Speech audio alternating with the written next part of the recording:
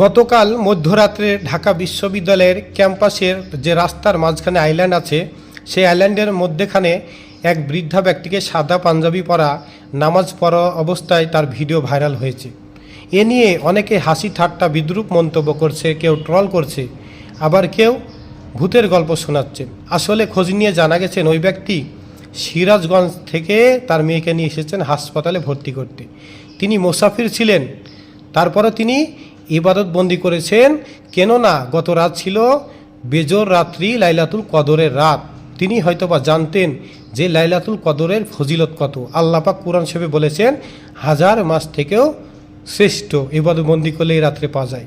তাই তিনি আশেপাশে মসজিদ কোথাও না পেয়ে ওই রাস্তার মাঝখানে আইল্যান্ডের মধ্যেখানে তিনি আল্লাহ পাক উনার নামাজ কালাম এবং ইবাদতে মশগুল ছিলেন।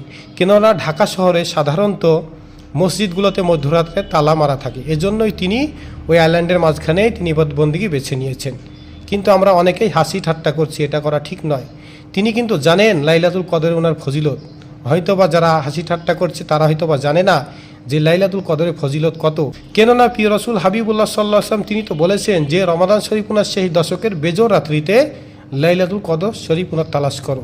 তাই তিনি গতকাল রাত্রে বেজর রাত্রি ছিল, তিনি লাইলাতুল কদর তালাশ করেছেন। আল্লাহ পাক আমাদের সবাইকে সহি সময় দান করুন, আমিন।